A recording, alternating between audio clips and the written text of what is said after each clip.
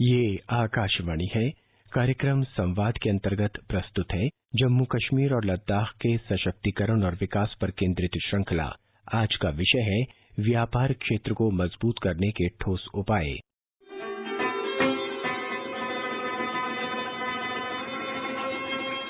भारत का सिरमौर जम्मू कश्मीर भारतीयों की आन बान और शान का प्रतीक है। प्रकृति ने अपनी अनुपम छटा और संसाधनों से इसे और समृद्ध किया है। ये केंद्र शासित प्रदेश फलों फूलों से तो सज्जित है ही, यहाँ की हस्तकलाओं का विश्व में कोई सानी नहीं है। सरकार इस संपन्न धरा पर रहने वाले नागरिकों के सर्वांगीण विकास और उन्हें आर्थिक संबल प्रदान करने के लिए कृत संकल्प है। यहाँ सेब उत्पादकों को अधिकतम दाम दिलाने के लिए पिछले साल एक कार्यक्रम आरंभ किया गया। इससे किसानों में अधिकारों के प्रति जागरूकता आई है। केंद्र शासित प्रदेश में किसानों के हित में ये कार्यक्रम आरंभ करने के लिए सेब उत्पादकों ने केंद्र सरकार का आभार व्यक्त किया है। हमारे श्रीनगर संवाददाता की रिपोर्ट। कश्मीर घाटी में सेब उत्पादकों के लिए एक अनूठी बाजार हस्तक्षेप योजना पिछले साल सितंबर के महीने में पहली बार शुरू की गई थी, क्योंकि सरकार कश्मीर के सेब उत्पादकों को उनके सेब के बगीचों से लेकर देश के विभिन्न बाजारों तक हर संभव सहायता प्रदान करने पर ध्यान देना चाहती थी। इस योजना ने सेब उत्पादकों को उनके सेब की उपज के न्यूनतम समर्थन मूल्य का भी आश्वासन दिया। कश्मीर में सेब का व्यापार हर वर्ष 8,000 करोड़ रुपए होने के कारण इसकी तरफ विशेष ध्यान देने की आवश्यकता थी, क्योंकि ये केंद्र शासित प्रदेश जम्मू कश्मीर में 7 लाख परिवारों की आय का प्रत्यक्ष या अप्रत्यक्ष स्रोत है। National agricultural cooperative marketing federation of India NAFED द्वारा सेब उत्पादकों को सेब की विभिन्न श्रेणियों के लिए अधिक पारिश्रमिक मिला था और उनकी फसल को संकट से बचाने के लिए नेफेड द्वारा भरपूर मदद मिली थी। यहाँ ये उल्लेखनीय है कि कश्मीर में सेब उत्पादकों से सकारात्मक प्रतिक्रिया मिलने के बाद केंद्र सरकार ने इस साल मार्च के महीने तक कश्मीर घाटी के लिए बाजार हस्तक्षेप योजना को बढ़ा दिया था। श्रीनगर से मैं सुनील कौल। सरकार की प्राथमिकता किसानों और कृषि क्षेत्र पर है। मोदी सरकार ने 2014 में सत्ता संभालने के बाद इस क्षेत्र पर विशेष ध्यान दिया है। आकाशवाणी समाचार से बातचीत में कृषि राज्य मंत्री कैलाश चौधरी ने कहा है कि सरकार का लक्ष्य वर्ष 2022 तक किसानों की आय दोगुना करना है। पीएम किसान और ई-नैम जैसे कार्यक्रमों से किसान लाभान्वित हो रहे हैं। उन्होंने कहा कि उत्पादन से लेकर बाजार उपलब्ध कराने तक सरकार हर बिंदु पर जोर दे रही है। श्री चौधरी ने बताया कि 2014 से पहले यह कृषि बजट लगभग 25 से 30 हजार करोड़ रुपए का होता था, जिसे बढ़ाकर 1.5 लाख करोड़ रुपए कर दिया गया है।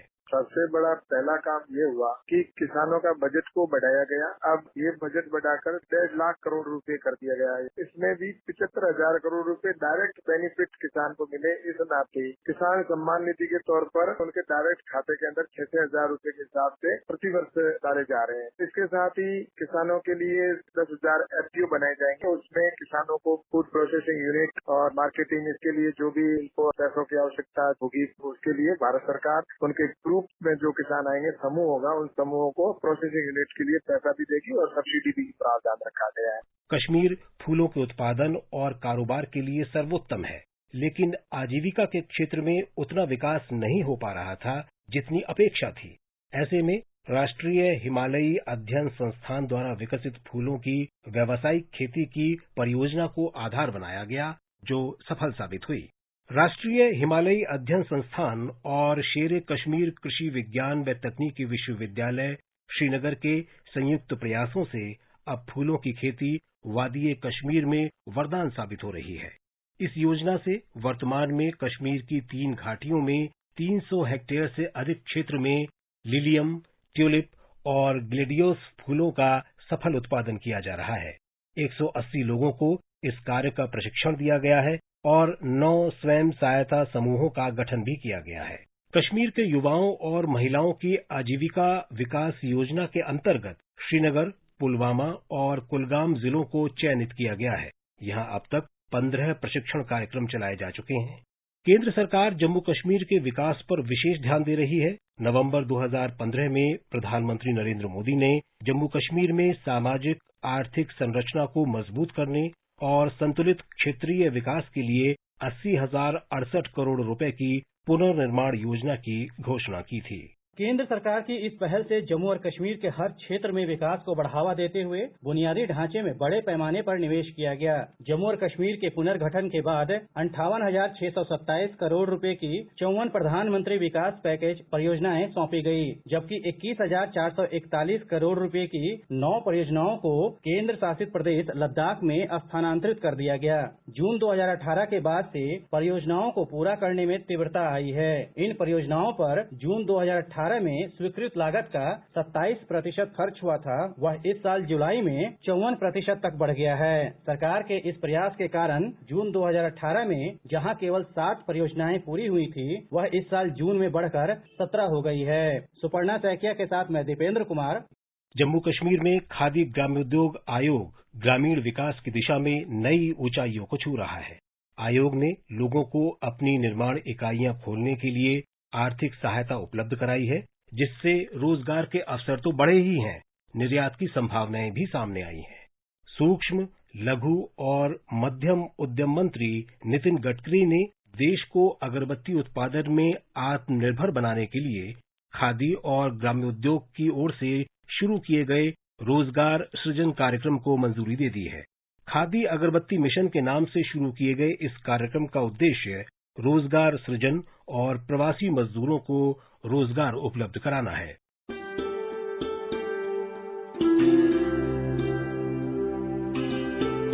और अब सुनिए जम्मू कश्मीर वाणिज्य एवं उद्योग विभाग में सचिव मनोज द्विवेदी से आकाशवाणी संवाददाता सोनू सूद की बातचीत।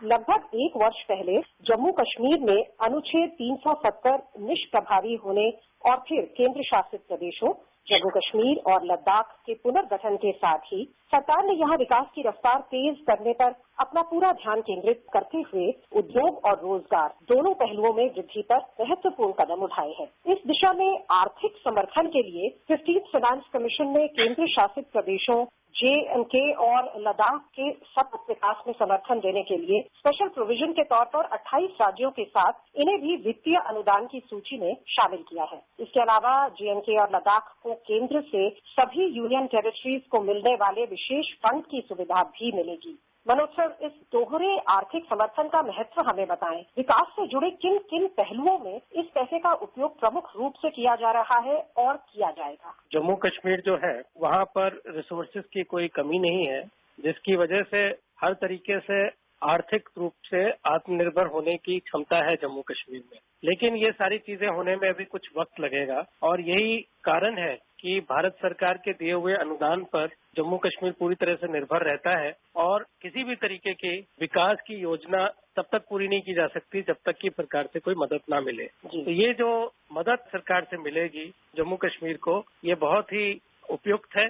इससे न केवल यहाँ के इंफ्रास्ट्रक्चर के डेवलपमेंट में बल्कि रोजगार देने के बहुत सारे जो योजनाएं हैं उनमें हम काम कर सकेंगे। सबसे प्रमुख जो इसमें होगा वो ये है कि हम ये जानते हैं कि जम्मू कश्मीर में प्राइवेट इंफ्रास्ट्रक्चर जो है और जो इंडस्ट्रियलाइजेशन है वो बहुत छोटे स्तर पे है। तो उद्योग आए, निवेश करें और उससे रोजगार, वो खाली सरकारी नौकरी की तरफ लोग ना जाएं बल्कि प्राइवेट सेक्टर में भी रोजगार की अपॉर्चुनिटीज आए। इसके लिए जो प्रोविजंस क्रिएट किए जा रहे हैं, जो भारत सरकार से मदद की जा रही है और अलग तरीके की योजनाएं जो बनाई जा रही हैं, वो बड़ी लाभदायक साबित होंगी। मनोज जी, अभी तक जम्मू कश्मीर में रोजगार के संसाधनों में प्रमुख कृषि, बागवानी और पर्यटन रहा है। कश्मीर को उद्योग जगत और निवेशकों के लिए आकर्षक बनाने से, जैसा आपने कहा, रोजगार की संभावनाएं भी बढ़ जाती हैं। उत्साहवर्धक है कि नए उद्यमों और निवेश से जुड़े लगभग 240 समझौता पत्रों पर हस्ताक्षर किए जा चुके हैं। कौन कौन से औद्योगिक क्षेत्रों में ज्यादा रुचि देखी जा रही है और कश्मीर की इकोनॉमी को ओवरऑल क्या फायदा होगा? जी, हम उम्मीद ये करते हैं कि आने वाले 5 साल के दौरान लगभग 10 से 15 हजार करोड़ का निवेश जो है वो जम्मू कश्मीर में आएगा और ये ज्यादातर उन क्षेत्रों में है जहां पर जम्मू कश्मीर की अपनी एक तरीके से स्ट्रेंथ है। जैसे हमारे यहाँ हॉर्टिकल्चर प्रोडक्शन और एग्रीकल्चर प्रोडक्शन बहुत अच्छा है, तो ऑर्गेनिक फार्मिंग से लेके फूड प्रोसेसिंग तक की बहुत सारी उपलब्धियां जो हैं उन पर काम किया जा सकता है। हमें लगता है कि ये एक पोटेंशियल है जिसको एक्सप्लॉइट किया जा सकता है। अभी इस समय फूड प्रोसेसिंग ना होने की वजह से चाहे सेब का उत्पादन हो या वॉलनट का उत्पादन या एप्रिकॉट का उत्पादन हो, इन सब चीजों का जो है उसमें 60 से 70% वेस्टेज हो जाती है। फूड प्रोसेसिंग होगी तो इन चीजों की वेस्टेज भी कम होगी और किसानों को अधिक लाभ मिलेगा। इसी तरीके से टूरिज्म एक बहुत बड़ा सेक्टर है जिसमें विकसित किया जा सकता है। अगर आप याद करें तो 60 और 70 के दशक में ज्यादातर फिल्मों की शूटिंग जो होती थी वो कश्मीर में हुआ करती थी। धीरे धीरे कुछ ऐसे हालात बन गए कि ये चीजें कम होती गई और लोग विदेशों में जाने लगे इन्हीं शूटिंग के लिए। हम चाहते हैं कि ये फिर से वापस से लौटे। इसके लिए चाहे फिल्म सिटी बनानी हो, फिल्म प्रोडक्शन के लिए इंफ्रास्ट्रक्चर क्रिएट करना हो या किसी तरीके के इंसेंटिव्स देने हो ताकि लोग आके यहाँ पर फिल्म प्रोडक्शन करें। टूरिज्म के लिए बहुत सारी चीजें जो है जैसे रोपवेज बनाए जा सकते हैं। लोगों के लिए यहाँ पर कुदरत की जो सुंदरता है उसके साथ साथ फैसिलिटीज भी हो, इंफ्रास्ट्रक्चर अच्छा हो तो पर्यटन डेफिनेटली ऐसी जगहों पे आना पसंद करते हैं। तो ये सारा देखने के बाद मुझे लगता है कि कुछ ऐसी लोकल स्ट्रेंथ्स हैं जम्मू कश्मीर की जिन पे हमें फोकस करना चाहिए। आईटी सेक्टर एक ऐसा सेक्टर है क्योंकि हमारे पास पढ़े लिखे नौजवान हैं जम्मू क्षेत्र में भी और कश्मीर में भी जिनकी हम सर्विसेज ले सकते हैं आईटी और आईटी इनेबल्ड सर्विसेज को डेवलप करने के लिए। तो ये एक और क्षेत्र है। इसी तरीके से कुछ हमने 14 सेक्टर आइडेंटिफाई किए हैं और हम चाहेंगे कि 10 से 15 हजार करोड़ का निवेश अगले कुछ वर्षों में हम उम्मीद कर रहे हैं कि जम्मू कश्मीर में आएगा। वो प्राय इन्हीं क्षेत्रों में आएगा। फिर कुछ ऐसी अपॉर्चुनिटीज हैं जिसके लिए पूरा देश अब काम कर रहा है। हम उसके लिए यहाँ पर एक्सपोर्ट ओरिएंटेड जोन्स भी बनाने जा रहे हैं और मेडिकल डिवाइसेस पार्क बनाने जा रहे हैं ताकि इन चीजों की भी मैन्युफैक्चरिंग जो है वो जम्मू कश्मीर में हो सके। मनोज जी, आपने अभी मेंशन किया था कि कई बार 60 से 70% जो कृषि उत्पादन होता है वो वेस्ट हो जाता है। तो वेस्ट को मिनिमाइज करने के लिए माइक्रो लेवल पर किस तरह का सपोर्ट दिया जा सकता है? फूड प्रोसेसिंग हो या कोई और क्षेत्र हो, ये कितना इम्पोर्टेंट है? ये एक ऐसा क्षेत्र है जिसमें प्राइवेट सेक्टर ने ही बहुत बड़ा रोल प्ले करना है। चाहे कोल्ड स्टोरेज की सुविधाएं बनानी हो, चाहे हमें फूड प्रोसेसिंग की छोटी छोटी यूनिट्स करनी हो, हमें एक ऐसा वातावरण बनाना होगा जिसमें प्राइवेट लोग आके इसमें निवेश कर सके। जब हम कहते हैं कि वेस्टेज होती है उसका मतलब यही है कि वो चीजें या तो किसान को जल्दीबाजी में बेचनी पड़ती हैं क्योंकि सीजन के मुताबिक वो ज्यादा लंबे समय तक उसको होल्ड ऑन नहीं कर सकते हैं या ऐसे डिसीजन लेने पड़ते हैं जिसकी वजह से उनको सही तरीके का जो प्राइस मिलना चाहिए वो नहीं मिलता है। तो जब हम इसके अगेंस्ट वैल्यू चेन डेवलप करेंगे और इंफ्रास्ट्रक्चर डेवलप करेंगे, फूड प्रोसेसिंग से रिलेटेड कॉमन फैसिलिटीज क्रिएट करेंगे तो इस तरीके से लोगों को अपनी प्रोड्यूस के लिए किसानों को अच्छे रेट्स भी मिलेंगे, साथ में हमें वैल्यू एडिशन भी मिलेगा जिसको निर्यात करना बहुत आसान होगा। तो इस तरीके से हमने सोचा है कि हम प्राइवेट सेक्टर को एनकरेज करेंगे। जहां तक स्टार्टअप्स की बात है, हम अभी देख रहे हैं कि यंगस्टर्स जो है वो आईटी इनेबल्ड सर्विसेज ला रहे हैं स्टार्टअप्स के तौर पे, जो लोगों को मदद कर रहे हैं कि इनके लिए जो फॉरवर्ड लिंकेजेस और बैकवर्ड लिंकेजेस चाहिए वो आईटी के थ्रू दिए जा सके। कुछ स्टार्टअप्स ने बहुत अच्छा काम करके दिखाया है और मैंने देखा कि किस तरीके से वो इंटरवीन कर रहे हैं। वो किसानों के साथ डिटेल्स ले रहे हैं, उनकी फार्म प्रोड्यूस के डिटेल्स ले रहे हैं, मार्केट इंटरवेंशंस की जानकारी ले रहे हैं और उसको अपनी स्टार्टअप के थ्रू इंटीग्रेट कर रहे हैं। इस तरीके की चीजों को हमें इंकरेज करना है। मुझे लगता है आने वाले वक्त में यही लोग हैं जो एक अच्छा इकोसिस्टम देंगे। गवर्नमेंट को सिर्फ पॉलिसीज बनानी है और सपोर्ट करना है, लेकिन करने के लिए इसी तरीके का एनवायरनमेंट हमें क्रिएट करना होगा। मनोज जी, इस क्षेत्र के लिए एक नई औद्योगिक नीति की घोषणा जल्दी ही की जाने की संभावना जताई जा रही है। इस नीति के प्रमुख मुद्दे क्या होंगे? क्या इस क्षेत्र में व्यापार में प्रगति की दिशा निर्धारण करने में अहम भूमिका होगी इस नई इंडस्ट्रियल पॉलिसी की? बिल्कुल, हम कहते हैं औद्योगिकरण की तरफ जाना है, हमें अपनी लोकल स्ट्रेंथ्स को फोकस करना है। तो जो आने वाली नीति है उसमें मुझे लगता है कि इन सब चीजों का ख्याल रखा जाएगा। उस नीति के माध्यम से एक तरफ तो लोगों को कहीं ना कहीं जिस सब्सिडी की जरूरत पड़ती है, चाहे कैपिटल इन्वेस्टमेंट की सब्सिडी की जरूरत पड़ती है या उनको अपने वर्किंग कैपिटल के लिए सब्सिडी की जरूरत पड़ती है, उस तरीके की फैसिलिटीज दी जाएंगी। साथ में उनको हम लोगों ने यहाँ लैंड बैंक बनाया है। इन्वेस्टमेंट के लिए लैंड की जरूरत पड़ती है, बिजली और पानी की जरूरत पड़ती है। उस तरीके की सुविधाएं जब हम प्रोवाइड करेंगे तो लोग आके वहां पर सरलता के साथ अपनी इंडस्ट्री लगा सकते हैं। उनके इन्वेस्टमेंट पे रिटर्न ऑन इन्वेस्टमेंट जो है, अगर वो 5-6 साल मेरा इन्वेस्टमेंट मुझे लौट के आ जाता है तो कोई भी निवेश जो है वो चाहेगा कि जम्मू कश्मीर में आए और हम लोग उस पर काम कर रहे हैं। हमारी कोशिश यही है कि कुछ डिसएडवांटेजेस जो जम्मू कश्मीर में हैं, मेनलैंड से या सी पोर्ट से दूर होने के कारण या कुछ है, उनको कंपनसेट करने के लिए इस तरह के इंसेंटिव्स दिए जाए जिससे कि लोग जम्मू कश्मीर आने के लिए तैयार हों और यहाँ पर आकर अपना इन्वेस्टमेंट करें और उनको अपने इन्वेस्टमेंट पे अच्छा रिटर्न ऑन इन्वेस्टमेंट भी मिले। उससे हमारे लोकल युवाओं को रोजगार मिलेगा और दूसरी तरफ यहाँ की इकोनॉमी को बूस्ट मिलेगा। व्यापार जगत के लिए एक महत्वपूर्ण इवेंट होते हैं जिससे न सिर्फ घरेलू बल्कि विदेशी निवेशक भी आकर्षित हो पाते हैं। मौजूदा हालात में ऐसे सम्मेलन आयोजित करने की क्या संभावना है? क्या डिजिटल मोड से ये संभव है? क्या आपकी योजना है? इसमें हम लोगों ने वर्चुअल प्लेटफॉर्म पे वेबिनार्स के थ्रू, कॉन्फ्रेंसेस के थ्रू हमारा डिस्कशन जारी है। जैसे मैंने बताया कि लगभग 240 MOU साइन किए गए हैं। हम उन सभी से संपर्क में हैं और जब हम उनसे वर्चुअल मोड पे बात करते हैं तो हम ये चाहते हैं कि हम ये समझ सकें कि उनका इंटरेस्ट अभी भी जम्मू कश्मीर में निवेश करने का है कि नहीं। बहुत सारे लोगों ने अभी भी, हालांकि इस कोविड महामारी की वजह से सब लोगों को आर्थिक तौर पे थोड़ा सा धक्का लगा है, लेकिन सब लोग चाहते हैं कि वो जम्मू कश्मीर में अपने निवेश करने के जो प्लान्स हैं उनको रिवाइव करें। तो वो हमारी चर्चा जारी है, लेकिन जब माहौल थोड़ा ठीक हो जाएगा तो हम एक फिजिकल समिट, इन्वेस्टर समिट को हम प्लान कर रहे थे, वो भी हम करेंगे ताकि वहां पे लोग आके खुद देखें कि जिस जगह पे वो इन्वेस्ट करने जा रहे हैं वो जगह कैसी है, वो माहौल कैसा है, लोग कैसे हैं। लैंड बैंक में पूरा ब्यौरा है कि कहाँ कहाँ भूमि उपलब्ध है इनके लिए। बिल्कुल, हमने जो नए स्टेट्स सारे आइडेंटिफाई किए हैं उनको अब डेवलप करने का काम भी तेजी से शुरू हो गया है और वो हमारे पास सारा डिजिटल मैप्स के थ्रू सब कुछ है कि कहाँ कहाँ हमारे पास ये लैंड अवेलेबल है। बल्कि हम यहाँ पर भी फ्रीडम देंगे कि इस लैंड बैंक के अलावा भी अगर वो लोग कोई अपने निजी जमीन पर किसी तरह का इन्वेस्टमेंट करना चाहते हैं तो उसके लिए भी हम एक पॉलिसी ला रहे हैं ताकि लोग प्राइवेट इंडस्ट्रियल स्टेट्स भी डेवलप कर सके। हमारा मकसद यही है क्योंकि इस समय जम्मू कश्मीर इंडस्ट्रियलाइजेशन के तौर पे बहुत पिछड़ा है, तो जो हमारी स्ट्रेंथ्स हैं उसमें इंडस्ट्रियलाइजेशन को स्ट्रेंथन करना, IT इनेबल्ड सर्विसेज को स्ट्रेंथन करना, टूरिज्म और हमारे जो लोकल रिसोर्सेज हैं, मिनरल्स हैं, माइनिंग मिनरल्स हैं, फूड प्रोसेसिंग के जो हमारे प्लान्स हैं उनको स्ट्रेंथन करके हम चाहेंगे कि ज्यादा से ज्यादा रोजगार यहाँ हम लोगों के लिए पैदा कर सके। मनोज, उद्योग, पर्यटन, वित्त और पुलिस विभागों में बेहतर तालमेल और इनकी कार्य सुगमता बढ़ाने के लिए इनमें बुनियादी सुधार किए जा रहे हैं। ये कितना जरूरी है? इन सुधारों के बारे में हमें थोड़ा बताइए। किसी भी निवेश के लिए 4 पिलर्स बहुत जरूरी है।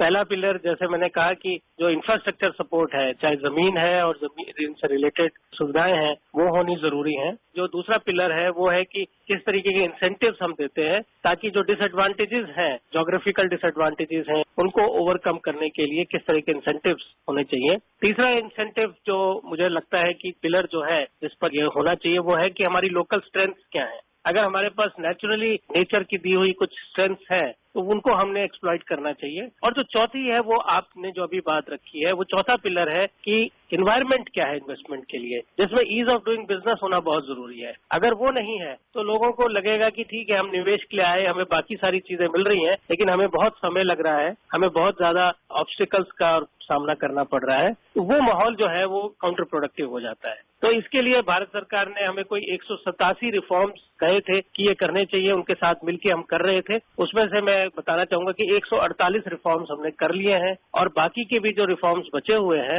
लगभग 40 रिफॉर्म्स, उन पर काम जोरों से चल रहा है। हम अगले कुछ महीनों में उनको भी ओवरकम करके हम एक ऐसा सिंगल विंडो और ऐसा एक आसान तरीका इन्वेस्टमेंट का यहाँ पर पेश करेंगे जिसमें बाहर से आने वाले लोगों को हर तरीके की इंफॉर्मेशन भी मिलेगी और हर तरीके के क्लियरेंसेज जो है वो बड़ी सरलता से वो ले सकेंगे। इस तरीके का जब तक माहौल नहीं होगा तब तक बाहर से आने वाला निवेश, चाहे जम्मू कश्मीर के लोग खुद निवेश करना चाहेंगे या बाहर के लोग आके वहां निवेश करना चाहेंगे, वो माहौल नहीं बनेगा। इसीलिए हम उस पर काम कर रहे हैं और मुझे उम्मीद है कि जल्द ही हम इस पूरे प्रोसेस को अच्छे से करके एक बहुत अच्छा वातावरण वो निवेशकों को दे सकेंगे। मनोज जी, रिफॉर्म्स में भी बहुत जल्दी प्रगति हुई है। एक जो बहुत इम्पोर्टेंट इंग्रेडिएंट होता है किसी भी संयंत्र के लिए वो है बिजली, और बिजली विभाग का विकेंद्रीकरण करके 5 नए बिजली निगम स्थापित किए गए हैं। इससे क्या क्या फायदे होंगे? जी, इसमें ऐसा है कि पावर डिस्ट्रीब्यूशन जो है उसकी 2 कॉरपोरेशंस बनाई गई हैं, जम्मू के लिए, जम्मू क्षेत्र के लिए अलग और कश्मीर क्षेत्र के लिए अलग बनाई गई हैं। ये कुछ हद तक निजीकरण कह सकते हैं क्योंकि अब ये कॉरपोरेशंस होंगी, कंपनीज होंगी जिनके हाथ में अपनी डिसीजन मेकिंग खुद होगी और वो कॉमर्शियली वायबल डिसीजंस खुद ले सकते हैं। जो हमने देखा कि ट्रांसमिशन में लॉसेस हुए हैं, डिस्ट्रीब्यूशन में लॉसेस हुए हैं और बहुत बार जो ड्यू इलेक्ट्रिसिटी बिल्स हैं उनकी रिकवरी ना होने की वजह से जो नुकसान हुआ है उसको पूरा करने के लिए कॉमर्शियली वायबल सोल्यूशंस ढूंढे जा रहे हैं। तो मुझे लगता है आने वाले वक्त में इस सेक्टर को एड्रेस कर सकेंगे हम, जिससे कि न केवल इनकी कॉमर्शियल वायबिलिटी को इम्प्रूव करेंगे, प्रॉफिटेबिलिटी को इम्प्रूव करेंगे, बल्कि उसके जरिए हम बेहतर सुविधाएं दे सकेंगे ताकि 24/7 बिजली लोगों को मिले और अच्छे वोल्टेज क्वालिटी की जो बिजली है वो डोमेस्टिक यूज के लिए और साथ साथ इंडस्ट्रियल यूज के लिए लोगों को मिल सके। मनोज जी, कश्मीर के कालीन बहुत ही उत्कृष्ट और एक अलग पहचान लिए हुए हैं। सर गर्व से उठ जाता है जब हम सुनते हैं कि कश्मीरी केसर को GI टैग प्रदान किया गया है। अंतर्राष्ट्रीय व्यापार निर्यात को बढ़ाने की क्या कोई खास योजना है, उसके क्या केंद्र बिंदु है? देखिए, जैसे मैं अभी अपनी जम्मू कश्मीर की इनहेरेंट स्ट्रेंथ की बात कर रहा था, तो उसमें हमारे लोकल हैंडीक्राफ्ट्स और हैंडलूम्स बहुत इंपॉर्टेंट रोल प्ले करते हैं। चाहे वो पश्मीना शॉल हो या कश्मीरी कारपेट हो, इनकी जो क्वालिटी है वो पूरे विश्व में मशहूर है। होता क्या है कि इसमें मिडिल मैन जो है अक्सर वही प्रॉफिट कर पाते हैं, जो लोग मेहनत से इसको बनाते हैं उनको उनकी मेहनत का जो हिस्सा है वो नहीं मिलता है। इसकी वजह से आने वाली जनरेशन धीरे धीरे इससे कटती चली जा रही है। तो हमारी कोशिश यही है कि हम कुछ ऑनलाइन पोर्टल्स के थ्रू, कुछ भारत सरकार की स्कीम्स हैं, उनके जरिए हम इनके मटेरियल को, इनके प्रोडक्ट्स को देश विदेश तक पहुंचा सकें। अभी जब कोविड के समय पे इनके लिए अपना सामान बेचना मुश्किल हो रहा था, तो हमने कुछ वर्चुअल फेयर्स ऑर्गेनाइज करने शुरू किए हैं। आपने कारपेट की बात की, तो हमने export carpet council of India के थ्रू ये हमने एक अभी वर्चुअल मेला लगाया, जिसमें हमारे लीडिंग कारपेट मैन्युफैक्चरर्स ने पार्टिसिपेट किया और उस प्रोडक्ट को बहुत अप्रिशिएट किया गया है। 400 से ज्यादा बायर्स ने दिलचस्पी शो की है कि वो कश्मीरी कारपेट और इनसे रिलेटेड प्रोडक्ट्स को यहाँ खरीदना चाहेंगे। तो इस तरीके की गतिविधियों को हम और बढ़ाना चाहेंगे।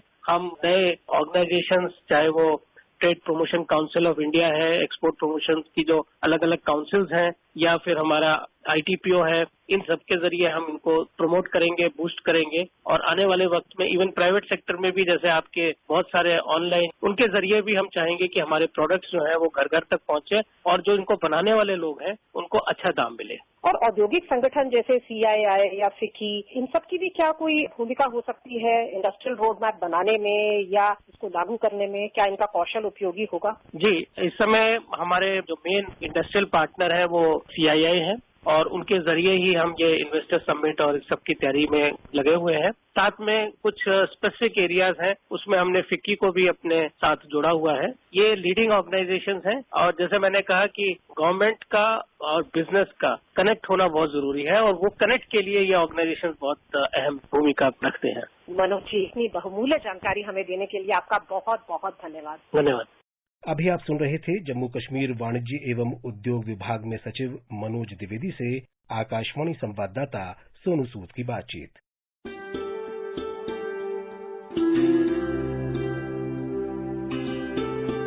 और आइए अब चलते हैं लद्दाख की ओर।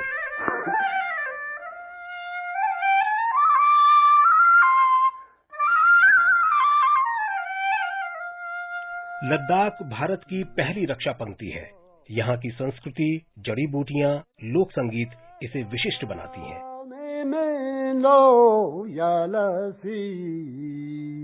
वरिष्ठ पत्रकार विजय क्रांति ने इस विषय में हमें और जानकारी दी। लद्दाख की जो अपनी खूबसूरती है, वहाँ की जो प्रकृति की देन है, वहाँ की जड़ी बूटियां हैं, वहाँ की वनस्पति है, वहाँ की धूप है, वो सब ऊर्जा के स्रोत हैं। यहाँ की संस्कृति बहुत रिच है, बहुत कलरफुल है, बहुत सारे त्योहार हैं और इतनी बौद्ध मठ हैं। वो अलग अलग तरह के, अलग अलग इलाकों में उनकी जो छटा आप देखते ही बनती है। तो भारत के जो टूरिस्ट हैं, दुनिया भर के जो टूरिस्ट हैं, उनके लिए ये एक बहुत बड़ा आकर्षण का केंद्र है। वहाँ के जो मेले हैं, वो भले ही हेमिस का मेला हो, कारगिल में लगने वाले मेले हों, ज़ांस्कार के मेले हों, और बहुत सारे जो दूसरे जो त्योहार वहाँ चलते हैं, सिंधु दर्शन है, ये सब अपने आप में बहुत इतनी शक्ति रखते हैं कि पूरे भारत को और पूरी दुनिया को अपनी ओर आकर्षित कर सके।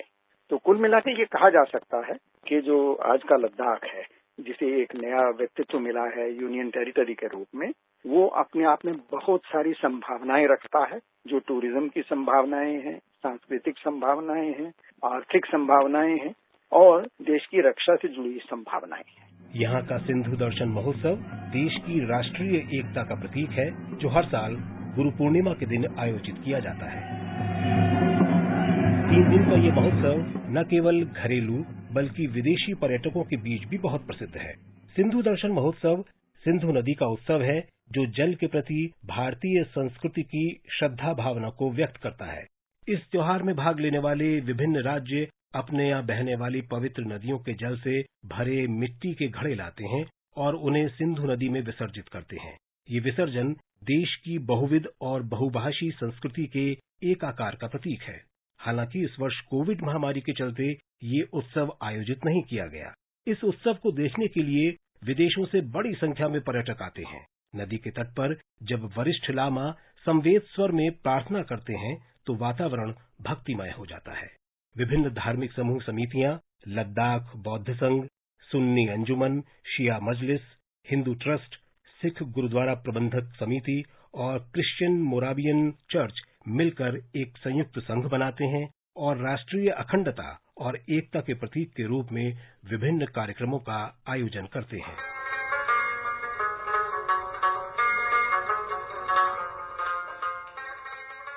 केंद्र शासित प्रदेश लद्दाख में बागवानी विकास गतिविधियों के केंद्र में आ गई है।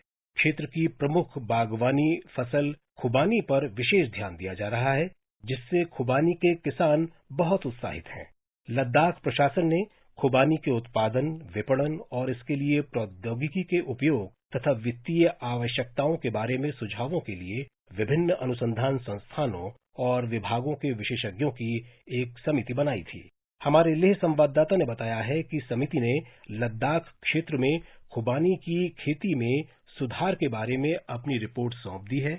ये खुबानी खेती को लेकर पहला महत्वपूर्ण दस्तावेज है। लद्दाख प्रशासन ने खुबानी के किसानों की आय बढ़ाने के लिए विशेषज्ञों की समिति की सिफारिशों पर काम करना शुरू कर दिया है। इस वित्त वर्ष में खुबानी को प्रोत्साहन देने के लिए 2 प्रदर्शनी लगाई जाएंगी। खुबानी की कई किस्म और प्रजातियां हैं। लद्दाख में खुबानी की विश्व स्तरीय प्रजाति रक्से कॉर्पो की खेती होती है, जिसे दुनिया में सबसे मीठी किस्म माना जाता है। लद्दाख के अलावा खुबानी की खेती हिमाचल प्रदेश, जम्मू कश्मीर और उत्तराखंड में होती है। विशेषज्ञ समिति के सदस्य और लेह के मुख्य बागवानी अधिकारी सेवांग ने बताया कि समिति लद्दाख में खुबानी की खेती कर रहे किसानों को समृद्ध बनाने पर काम कर रही है। प्रधानमंत्री ने मन की बात प्रोग्राम में यूटी लद्दाख की खुबानी का जिक्र किया था। एडमिनिस्ट्रेशन यूटी लद्दाख ने खुबानी को बढ़ावा देने और रिपोर्ट बनाने के लिए एक कमेटी तश्कील किया। न्यू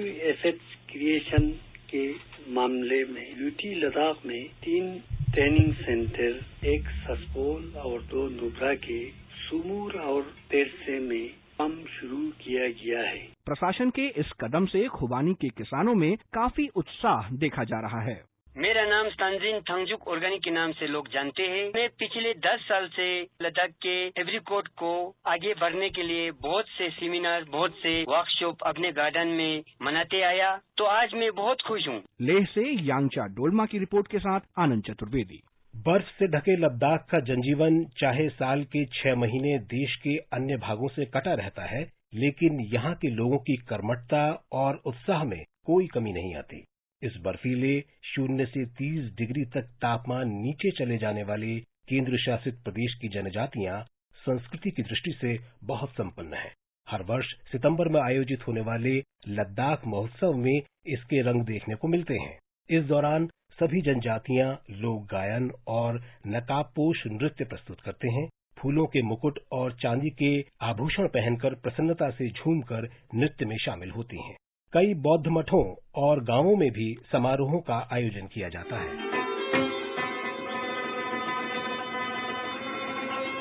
आज जम्मू कश्मीर और लद्दाख के लिए संभावनाओं के नए द्वार खुले हैं। वो दिन दूर नहीं जब यहाँ के उत्पाद अपनी नई कहानी लिखेंगे और विश्व परिदृश्य में नया अध्याय लिखा जाएगा।